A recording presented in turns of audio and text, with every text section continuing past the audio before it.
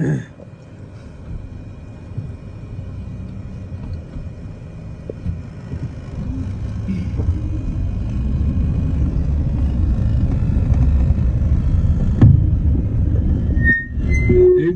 مشاهدينا الأعزاء مستمعينا الكرام، هكذا تتواصل الانطلاقات. أعلنت على بركة من الله ثم عون من اللجان المنظمة انطلاقة ثاني أشواطنا للقعدان المفاريد من مسافة 1500 متر. أبدأ بداية مع مقدمة الشوط ومع المركز الأول، لأرى هنالك موفق وخليف بن دوحان العرنون من يقدم لنا موفق في هذه اللحظات.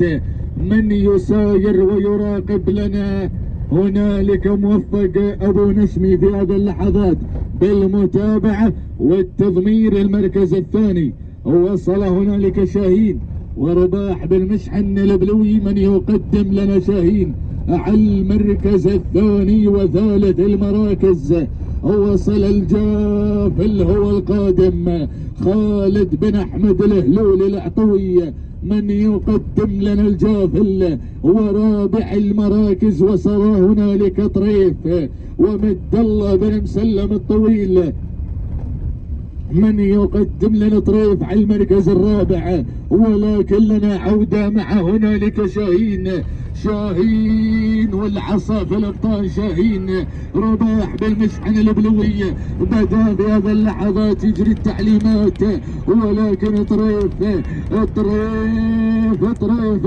يا ابو مسلم مد الله بن مسلم الطويل من يقدم لنا طريف على المركز الاول وعلى صدارة الشوط.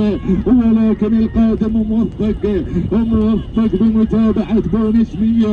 الله يا الامتار الاخيره، يا الامتار الخطيره لمن النوماس، لمن الانتصار. الله الله الله الله الله الله الله الله ما بين الطويل وما بين العرنون.